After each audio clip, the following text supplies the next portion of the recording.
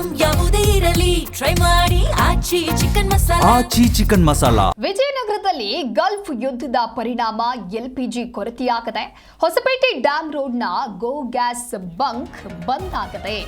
No stock ಫಲಕವನ್ನು ಅಂಟಿಸಿದ್ದಾರೆ. Bunk ಮುಚ್ಚಿದ್ದಾರೆ ಮಾಲೀಕರು. ಯುದ್ಧದ ಹಿನ್ನೆಲೆ ತಾತ್ಕಾಲಿಕವಾಗಿ ಗ್ಯಾಸ್ ಕೊರತೆ ಅಂತ ಹೇಳಿ ಬ್ಯಾನರ್ ಅನ್ನ ಹಾಕಿದ್ದಾರೆ. ವಿಜಯನಗರದಲ್ಲಿ ಗ್ಯಾಸ್ ತುಂಬಿಸಿಕೊಳ್ಳಲು ಬಂದಂತಹ ಆಟೋಗಳೆಲ್ಲವೂ ಕೂಡ ಈ ಬೋರ್ಡ್ ಹಾಗೆ ಬ್ಯಾನರ್ ಅನ್ನ ನೋಡಿ ವಾಪಸ್ ಹೋಗ್ತಾ ಇದೆ. ವಿಜಯನಗರದಲ್ಲಿ ಗ್ಯಾಸ್ ಪೂರೈಕೆಯ ಬಗ್ಗೆ ಇದೀಗ ಮತ್ತಷ್ಟು ಆತಂಕ ಹೆಚ್ಚಾಗ್ತಾ ಇದೆ. ವಿಜಯನಗರ ಗಲ್ಫ್ ರಾಷ್ಟ್ರಗಳೆಲ್ಲ ಯುದ್ಧದ ಪರಿಣಾಮವಾಗಿ ಎಲ್ಪಿಜಿ ಗ್ಯಾಸ್ನ ಕೊರತೆ ಈ ರೀತಿಯಾಗಿ ಕಾಣಿಸಿಕೊಂಡಿದೆ. ಸಾಕಷ್ಟು ಸಮಸ್ಯೆ ಎದುರಾಗ್ತಾ ಇದೆ. ಹೊಸಪೇಟೆಯ ಡ್ಯಾಮ್ ರೋಡ್ ಬಳಿ ಇರುವಂತಹ ಗೋ ಗ್ಯಾಸ್ ಎಲ್ಪಿಜಿ ಬಂಕ್ನಲ್ಲಿ ಈಗ ಗ್ಯಾಸ್ ಖಾಲಿಯಾಗಿದ್ದು ನೋ ಸ್ಟಾಕ್ ಅನ್ನುವಂತಹ ಬ್ಯಾನರ್ ಅನ್ನು ಕೂಡ ಅಳವಡಿಸಲಾಗಿದೆ. ಒಂದು ಕಡೆ ದೃಶ್ಯದಲ್ಲಿ ನೀವು ಕೂಡ ಗಮನಿಸ್ತಾ ಇರಬಹುದು. ನೋ ಸ್ಟಾಕ್ ಅಂತ ಹೇಳಿ ಬೋರ್ಡನ್ನು ಹಾಕಿದ್ದಾರೆ. ಹಾಗಾಗಿ ಬಂದಂಥವರೆಲ್ಲರೂ ಕೂಡ ವಾಪಸ್ ಹೋಗ್ತಾ ಇದ್ದಾರೆ. ಗ್ಯಾಸ್ ತುಂಬಿಸಿಕೊಳ್ಳಲು ಅಂತ ಹೇಳಿ ಆಟೋಗಳು ಏನು ಬರ್ತಾ ಇದ್ದಾವೆ ಆ ಆಟೋ ಚಾಲಕರು ಎಲ್ಲರೂ ಕೂಡ ವಾಪಸ್ ಆಟೋ ಜೊತೆಗೆ ಹೋಗ್ತಾ ಇದ್ದಾರೆ. ವಿಜಯನಗರದಲ್ಲಿ ಗಲ್ಫ್ ಯುದ್ಧದ ಪರಿಣಾಮವಾಗಿ ಈ ರೀತಿಯಾದಂತಹ ಸಂಕಷ್ಟ ಎದುರಾಗಿದೆ. ಹೊಸಪೇಟೆ ಡ್ಯಾಮ್ ರೋಡ್ನ ಗೋ ಗ್ಯಾಸ್ ಬಂಕ್ ಇದು. ಆ ಒಂದು ದೃಶ್ಯವನ್ನ ನೀವು ಕೂಡ ಗಮನಿಸ್ತಾ ಇರಬಹುದು. ಯುದ್ಧದ ಹಿನ್ನೆಲೆಯಲ್ಲಿ ತಾತ್ಕಾಲಿಕವಾಗಿ ಗ್ಯಾಸ್ ಕೊರತೆ ಅನ್ನುವಂತಹ ಬ್ಯಾನರ್ ಅನ್ನ ಅಳವಡಿಸಿದ್ದಾರೆ. ಜೊತೆಗೆ ನಿಮ್ಮ ಬೆಂಬಲಕ್ಕೆ ಧನ್ಯವಾದಗಳು ಅನ್ನುವಂತಹ ಒಂದು ಪೋಸ್ಟರ್ ಅನ್ನ ಕೂಡ ಹಾಕಿದ್ದಾರೆ.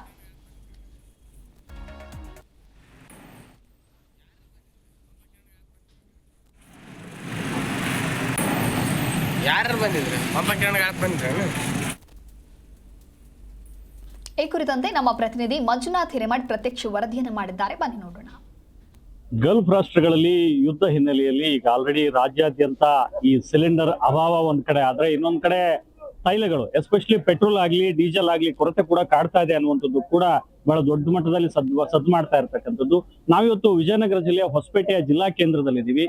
ನೋಡ್ಬೋದು ಟಿ.ಬಿ. ಡ್ಯಾಮ್ ರಸ್ತೆಯಲ್ಲಿ ಇರ್ತಕ್ಕಂಥ LPG ಬಂಕ್ ಏನಿದೆ ಅದು ಕೂಡ ಖಾಲಿ ಆಗಿರ್ತಕ್ಕಂಥದ್ದು. ಪ್ರತಿದಿನ ಕೂಡ ಇಲ್ಲಿ ಸುಮಾರು 1500 ಲೀಟರ್ ಗಟ್ಲೆ ಏನು LPG ಫಿಲ್ ಆಗ್ತಾ ಇತ್ತು ಮತ್ತು ಪ್ರತಿನಿತ್ಯ ನೂರಾರು ವೆಹಿಕಲ್ಗಳು ಕೂಡ ಇಲ್ಲಿ ಫಿಲ್ ಮಾಡಿಸ್ಕೊಳ್ತಾ ಇರ್ತಿದ್ವು. ಆದ್ರೆ ಇವತ್ತು ನೋಡ್ಬೋದು ಕಂಪ್ಲೀಟ್ ಆಗಿ ಈ ಒಂದು ಏನು LPG ಸ್ಟೇಷನ್ ಏನಿದೆ ಬಿಕೋ ಅಂತ ಇರ್ತಕ್ಕಂಥ ಒಂದು ದೃಶ್ಯಾವಳಿಯನ್ನು ಕೂಡ ನಾವು ತೋರಿಸ್ತಾ ಇದ್ದೀವಿ. ನೋಡ್ಬೋದು ಈಗ ಇಡೀ ದೇಶಾದ್ಯಂತ ಹಾಹಾಕಾರ ಉಂಟಾಗಿರ್ತಕ್ಕಂಥದ್ದು. ಒಂದ್ ಕಡೆ ಪೆಟ್ರೋಲ್ ಆಗ್ಲಿ ಡೀಸೆಲ್ ಆಗ್ಲಿ LPG, ಇನ್ನೊಂದ್ ಕಡೆ CNG ಕೂಡ ಈಗ ಅಭಾವ ಉಂಟಾಗಿರ್ತಕ್ಕಂಥದ್ದು. ಸೊ ಈ ಒಂದು ಸ್ಟೇಷನ್ ನಿಜಕ್ಕೂ ಕೂಡ ಬಿಕೋ ಅಂತ ಇರ್ತಕ್ಕಂಥ ದೃಶ್ಯವನ್ನು ಕೂಡ ನಾವು ತೋರಿಸ್ತಾ ಇದ್ದೀವಿ.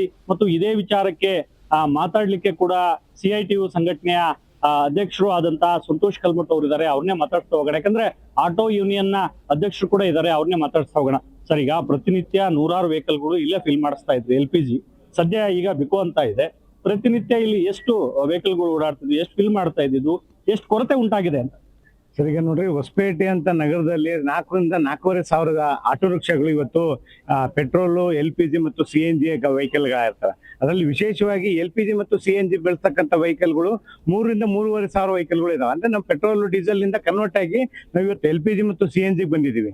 ಸೊ ಇಂಥ ಸಂದರ್ಭದಲ್ಲಿ ಇವತ್ತು ಯುದ್ಧದ ಪರಿಸ್ಥಿತಿಯನ್ನು ಇಟ್ಕೊಂಡು ಇವತ್ತೇನೋ ಅಭಾವ ಸೃಷ್ಟಿಯಾಗಿದೆ. ಎಸ್ಪೆಷಲಿ LPG ಅಭಾವ ಸೃಷ್ಟಿಯಾಗಿದೆ. ಇದರಿಂದಾಗಿ ಇವತ್ತು ಆಟೋ ಮತ್ತು ಟ್ಯಾಕ್ಸಿ ಚಾಲಕರಿಗೆ ದುಡಿಮೆ ಮೇಲೆ ನೇರವಾಗಿ ಬರ್ತಾ ಬಿಡ್ತಾ ಇದೆ. ಸೊ ಹಂಗಾಗಿ ಆಟೋವನ್ನ ಮನೆಯಲ್ಲಿ ನಿಂದಿರಿಸಿ ಅವರು ಯಾವಾಗ ಗ್ಯಾಸ್ ಬರುತ್ತೆ ಅಂತ ಕಾಯಂತ ಪರಿಸ್ಥಿತಿ ಇದೆ. ನೋಡ್ರಿ, ಈ ಬಂಕ್ ನಲ್ಲಿ ಈಗಾಗಲೇ 2 ದಿನ ಆಯ್ತು. ಅಂದ್ರೆ ಮೊನ್ನೆ ರಾತ್ರಿ ಖಾಲಿ ಆಗಿದೆ. ನಿನ್ನೆ ಮತ್ತು ಇವತ್ತು 3ನೇ ದಿನ. ಸೊ 3ನೇ ದಿನ ಇವತ್ತು ನಾವು ಕಳೀತಾ ಇದೀವಿ. ಇನ್ನು ಕೂಡ ಗ್ಯಾಸ್ ಸ್ಟಾಕ್ ಇಲ್ಲ. ಆಕ್ಚುಲಿ ಒಂದು ಲಾರಿ ಲೋಡ್ ಬಂದ್ರೆ 17 ಟನ್ ಲೋಡ್ ಬರುತ್ತೆ ಇಲ್ಲಿಗೆ. ಆದ್ರೆ ಇವತ್ತು ಇವರು ಕಂಪ್ನಿ ಮ್ಯಾನೇಜರ್ಗೆ ಮಾತಾಡಿದ್ರೆ ಹೇಳ್ತಾರೆ, ಸರ್ ನಾವು ಬುಕ್ ಮಾಡಿದೀವಿ ಆದ್ರೆ ಇನ್ನು ನಮ್ಮ ಹೆಸರು ಮೇಲೆ ಲೋಡ್ ಆಗಿಲ್ಲ. ಬಹುಶಃ ಲೋಡ್ ಆದ್ರೂ ಕೂಡ ನಮ್ಗೆ ಎಷ್ಟಪ್ಪ ಲೋಡ್ ಸಿಗುತ್ತೆ ಅನ್ನೋದನ್ನ 1ರಿಂದ 1.5 ಟನ್ ಲೋಡ್ ಸಿಗುತ್ತೆ. ಅಂದ್ರೆ ಆನೆ ಬಾಯಿಗೆ ಹಪ್ಪಳ ಕೊಟ್ಟಂತ ಪರಿಸ್ಥಿತಿ ಇವತ್ತು ನಿರ್ಮಾಣ ಆಗ್ತಾ ಇದೆ. ಇದು ಆಟೋ ಯೂನಿಯನ್ ನ ಅಧ್ಯಕ್ಷರಾದಂತ ಸಂತೋಷ್ ಕಲ್ಮಠ್ ಅವ್ರ ಮಾತು. ಒಂದ್ ಕಡೆ ಈಗ ಆಲ್ರೆಡಿ ತೈಲಗಳ ಬೆಲೆ ಕೂಡ ಗಗನಕ್ಕೆ ಏರ್ತಾ ಇದೆ. ಮೊನ್ನೆ ತಾನೇ 67 ರೂಪಾಯಿ ಇದ್ದಂತ LPG ಇವತ್ತು 77-80 ರೂಪಾಯಿವರೆಗೂ ಕೂಡ ಮುಟ್ಟಿರ್ತಕ್ಕಂಥದ್ದು. ಇನ್ನೊಂದ್ ಕಡೆ ಮೇಲೆ ಇರ್ತಕ್ಕಂಥ ಏಜೆನ್ಸಿಗಳು ಕೃತಕ ಅಭಾವವನ್ನ ಸೃಷ್ಟಿ ಮಾಡ್ತಕ್ಕಂಥ ನಿಟ್ಟಿನಲ್ಲಿ ಕೂಡ ಈ ಒಂದು ಸಂಚಲನ ಹೂಡಿದ್ದಾರೆ. ಇನ್ನೊಂದ್ ಕಡೆ ಕೇಂದ್ರ ಸರ್ಕಾರ ಈ ಕೂಡಲೇ ಪ್ರವೇಶ ಮಾಡಿ ಯುದ್ಧವನ್ನ ನಿಲ್ಲಿಸುವಂತ ಪ್ರಯತ್ನಕ್ಕೂ ಕೂಡ ಮುಂದಾಗಬೇಕು, ಜನರಿಗೆ ಅನುಕೂಲವಾಗುವಂತಹ ನಿಟ್ಟಿನಲ್ಲಿ ಪ್ರಯತ್ನ ಮಾಡಿಕೊಡ್ಬೇಕು ಅನ್ನುವಂತಹ ಮಾತುಗಳನ್ನು ಕೂಡ ಹೇಳಿರ್ತಕ್ಕಂಥದ್ದು. ವಿಜಯನಗರದಿಂದ ಮಂಜುನಾಥ್, ಜಿ ನ್ಯೂಸ್ ಕನ್ನಡ. ಯಾರು ಬಂದಿದ್ರು? ಯಾರು ಬಂದಿದ್ರು?